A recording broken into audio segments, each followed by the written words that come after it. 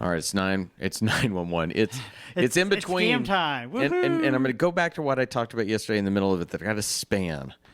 If you didn't listen to yesterday's episode, let me fill you in. In the middle of recording, I got a spam, and I have a need to respond to stupid spam. I can't ignore it. I do end up blocking the person, but I can't ignore it. Now, is this an email spam, or where is it This coming? Is a text spam. Through like actual text, or is it like coming through GChat? Or Who you like, giving It's an actual text. Who do you give your number out to? No, I don't get spam texts. I get spam text All the time. I don't get any. I get spam calls, but I don't get somebody spam named texts. Susan uses my number. So this is the number, and I have no problem sharing this out. From 336-360-5123, I get a hello, and I said yes, ? And this would be when Shelly goes, why are you responding? I'm like, because it's fun. Something to do. And so then it's like, hello, Dr. Daly. Now, I also want to commend them because they correctly used a comma before the name Dr. Daly. Hello, comma, Dr. Daly. So they have very good punctuation. I'm Jennifer. My bad punctuation. I'm Jennifer, comma, my uncle. Anyway, I'm Jennifer. My uncle has a bad heart. I need to take him to your hospital for some tests. Can you give me an appointment? All one run-on sentence incorrect there. What are they trying to bait you for?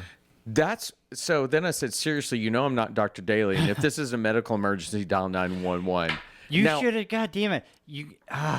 I'm not Dr. Daly. I'm Dr. Weekly. I can only help you one time a week, so please do not contact me until next Sunday. But fuck! But then as we got ready to hit the record, it was like, that was great. What is the scam here? What are they because trying to? Yeah, you've given me all the power. Can I come to your hospital? Yes. Here, you need to wire me $1 million, and I'll make you an appointment. After all this is over, I'm going to play, while we're packing up, you'll enjoy a comedian named Jay Larson who always answers wrong phone numbers so that he can have interesting conversations. I think this is probably a scammer that's trying to use Chat AI. Maybe. Chatbot AI. That's another thing. I'll answer some spam phone calls. Yeah. Piss Shelly off to no end. Why do you do that? Because I find it funny. So I got a guy once, and I will not do the accent, but it was, hello, I am from the Macintosh. And I was like, well, no, you're not. And actually, he was a Windows. I am from the Microsoft. And I was like, well, I've used a Mac now for years because of work. And I thought, okay, this is going to be fun. Mm-hmm. We've noticed that you have a virus on your computer. And he starts giving me all this stuff. And I said, I appreciate you having an eye out for me. And he's going on. He's like, well, that's our job. I said, man, the way you guys care about people, it really is important. It's why I pay for this service. And I'm opening myself to that, right? And he goes, well, great. Can we get to work on your machine? I said, yes, if you can tell me the IP address of the one that you're speaking of. And he went, the what? I said, the unique calling card for every computer. Do you have that? Well, no, we wouldn't need that. I said, then how would you know what is on my computer? Well, we owned the licenses. I'm like, you wouldn't know anything. And Shelly, that's when Shelly's like, hang up. And I'm like, I work in the computer industry, or at least close enough to it. Don't fuck with me. He eventually called me a bastard. You are a bastard. Bastard. And I'm like, well, thank you for your business. And then I hang up and block him. It's amusing. If you're going to do that, you deserve to have some of that shit thrown back on you. In fact, there's a guy, if you go on I'm trying to YouTube. I think with the guy that, like, with the gift cards, like, how could you do that? How could you? No, there's a guy that actually, he is his job is kind of to bust rings like this. And he is so good that there is footage of him when they'll call, and he has ways of hacking into their cameras and he'll talk to him. He's like, hey, Richard, I like your hair. And they're like, what? And he's like, well, have you always had the kind of reddish, long flowing curly locks like that? And they're like, how do you know? Well, Can you imagine? Okay, now I do not want to fuck with spammers like you do, but that'd be a kick-ass job. Oh, yeah. That'd be a really kick-ass job if your goal is to investigate them, but you also got to fuck around with them. There was footage of one of them where you can hear people in the background. They know who he is. They're like, hang up. And the woman's like, how do you know this? And hang up. And the longer he keeps them there, the more proof he has that they're doing this, and they can completely blow him up. That's awesome. I watch him for a giggle, and I aspire to be that. Okay, so that can't be what we talk about today. You don't want to talk about the minute? Can we get back to the apes? No, I'm just kidding. What? We are beyond that. We have gone on so many long tangents this entire week that it feels like we're supposed to get back to a minute that I haven't watched yet. That is true. We did a lot of that, but it was a good week with that. So today is Super Bowl Sunday.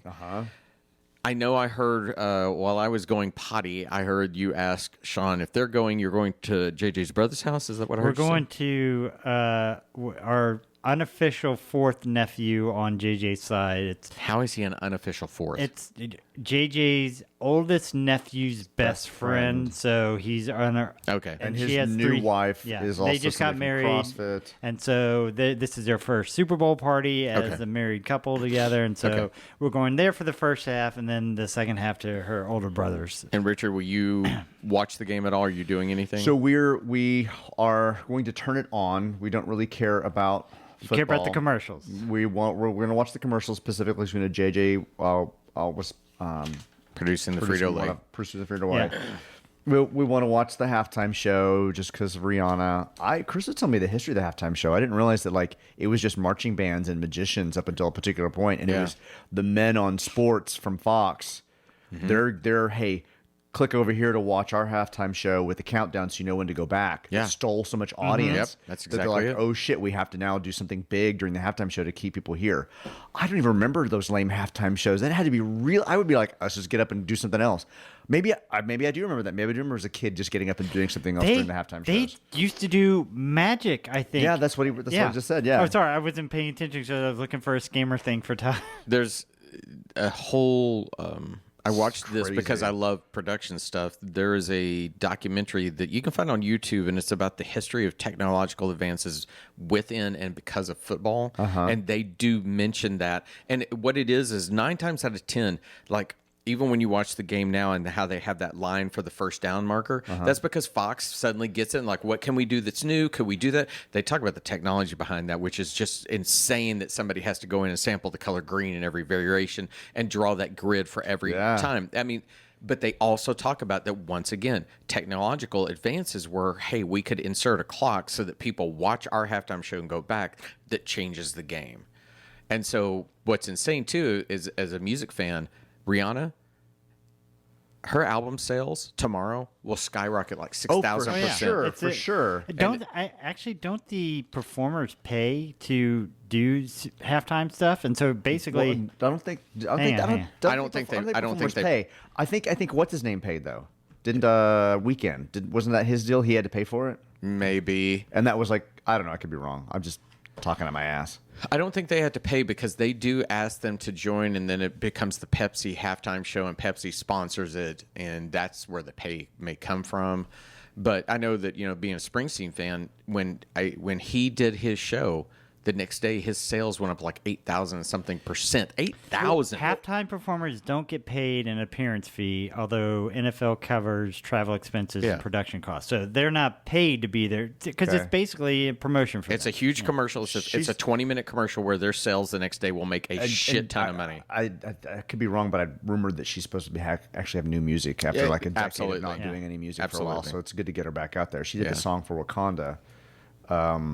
But she hasn't had anything in a while. All right, let's just be honest. Prince, just shut it down after that one. That's a great one. Yeah. I think there are a few of them. The Weeknd, what's funny is that Abby loves The Weeknd, and I really respect him.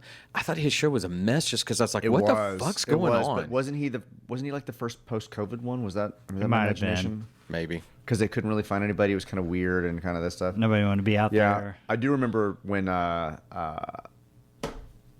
what's her name? I Kissed a Girl and I Like It.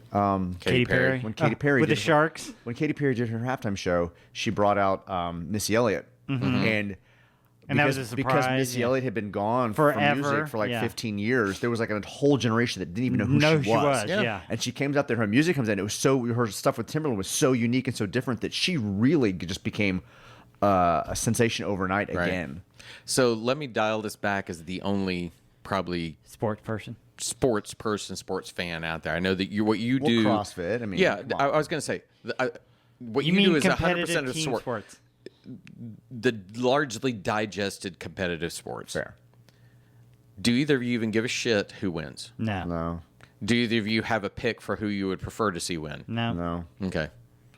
I don't even know who they are. I mean, I was in front of the class, or sorry, I was in the middle of I was doing a class at CrossFit, and one of the coaches who has like a opinion poll on the board of who's going to win. They're like asking everybody, and everybody had an opinion. They asked me, I'm like, I don't know. One's a rank of an officer of the law, and the other one is an animal. I don't really know what these mean to me. If I had not, I don't know any of the players. I might be able to guess a city, maybe. If I hadn't seen it on the news before y'all came over today, I knew the Super Bowl was happening today. I could not have told you who was in it. I do. Now that said, I do read the headline about what the Cowboys did. Oh, sure. It will stand out in my mind. Somebody will talk to me about it. Right. But I don't watch the games per se. So I will give you this, just to at least make it interesting for you. The Chiefs, they will be the one with red in their uniforms. Their coach is probably one of the more unique, and even to the point that, and I'm not kidding, they had a play this year. They get in the huddle before they go to the line. They literally, and he's playful like this, but it was brilliantly designed.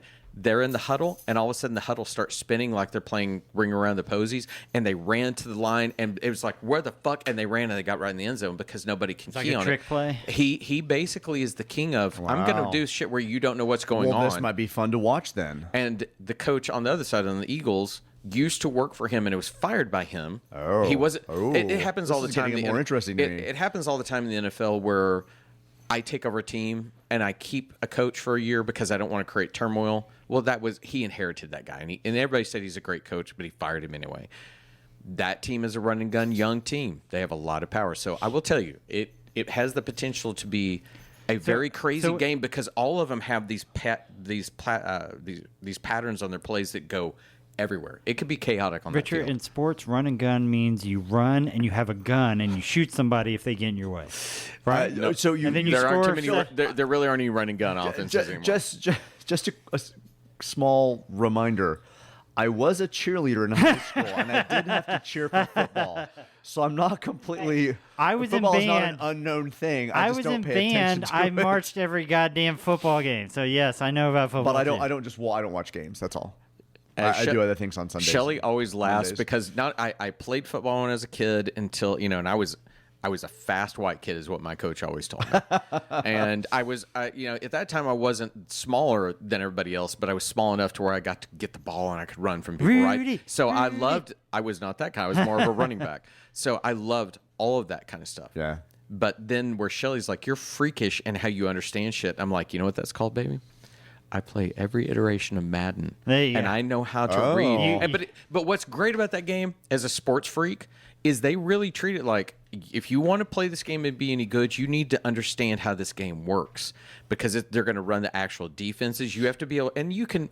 So when a quarterback's up there calling out, that they're reading the defense and telling the rest of the team what I see out there. Yeah. And to play that game, you had better be able to read it or you're going to get fucked. So are you saying that because I play Star Wars Galaxy of Heroes, I can be a Jedi? You can be a Jedi. Fuck, you're just now figuring that out? Yes. Oh, give me a lightsaber. You know what I am? I'm a Night Sister. You're not. I'm an Ewok. Okay. I'm a low gray. I just wave and get people alive. Why do you walk around that side? Hello there. Hello. No, go away. Gertie, Stay away from that. This might be the end of the. Oh my God. This might be the perfect way to end this minute because she just unplugs it. I'm done with you guys.